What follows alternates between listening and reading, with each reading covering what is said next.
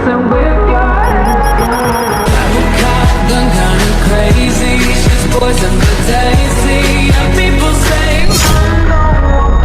yeah, she's sweet but a psycho, a little bit psycho. At night she's screaming, mama.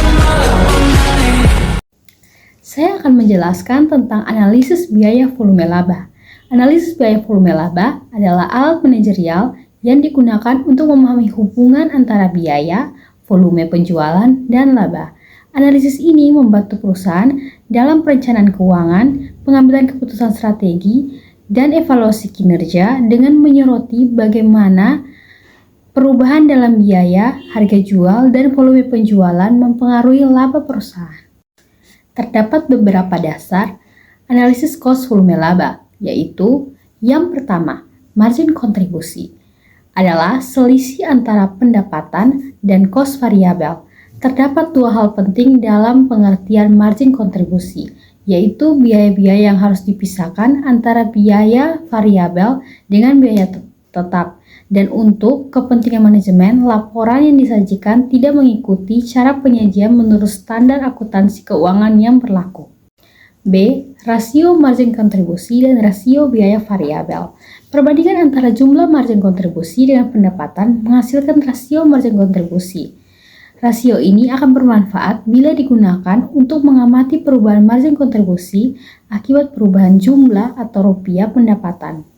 Analisis titik impas adalah titik manakala jumlah pendapatan sama dengan jumlah biaya sehingga perusahaan tidak memperoleh laba ataupun menderita rugi. Untuk menentukan masing-masing titik impas diperlukan beberapa teknik atau pendekatan, yaitu yang pertama, pendekatan laba operasi. Laba operasi sama dengan pendapatan dikurangi biaya variabel dikurangi biaya tetap. Yang kedua, pendekatan margin operasi. Pendekatan ini merupakan pengembangan dari pendekatan laba operasi, khususnya pada bagian penyebut. Yang ketiga, pendekatan grafik. Grafik yang ada di dalamnya menggambarkan keterkaitan antara biaya, volume, dan laba operasi dengan menghubungkan garis total penjualan dengan garis total biaya pada satu grafik yang sama. Manajemen akan menetapkan target keuntungan yang ingin dicapai pada periode berikutnya. Target tersebut berupa target pendapatan dalam satuan mata uang maupun dalam satuan unit. Terdapat 3 macam target, yaitu A. Target laba ditetapkan dengan jumlah tertentu. B. Target laba ditetapkan dengan jumlah persentase tertentu dari pendapatan. C. Target laba ditetapkan dalam jumlah tertentu setelah diperhitungkan pajaknya. Tujuan analisis biaya volume laba adalah yang pertama, menentukan titik impas. Yang kedua, menganalisis dampak perubahan harga jual, biaya tetap, atau biaya variabel terhadap laba. Yang ketiga, membantu perencanaan strategis. Yang keempat, mengidentifikasi efisiensi operasional. Manfaat analisis biaya volume laba adalah yang pertama, memberikan wawasan tentang bagaimana perubahan kecil dalam operasi dapat mempengaruhi laba. Yang kedua, membantu manajemen dalam membuat keputusan target harga jual, pengendalian biaya, dan strategi produksi. Yang ketiga, mendukung evaluasi risiko keuangan dengan memahami sensitivitas laba terhadap perubahan faktor operasional. Asumsi-asumsi dalam analisis cost volume laba, yaitu yang pertama, fungsi biaya dan pendapatan adalah linear. Fungsi pendapatan dan biaya harus tetap konstan selama rentang tertentu.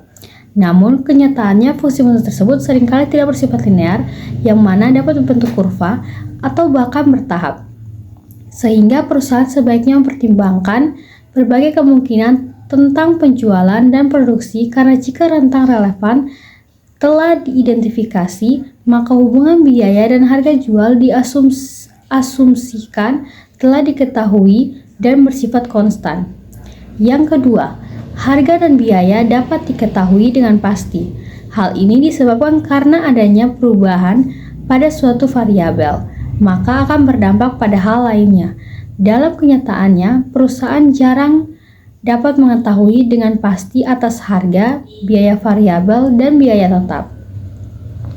Yang ketiga, produksi sama dengan penjualan, bahwa unit yang diproduksi seluruhnya terjual selama dalam satu periode, mulai sisa persediaan yang tercakup dalam periode sebelumnya tidak dipertimbangkan pada analisis KVL di periode berjalan.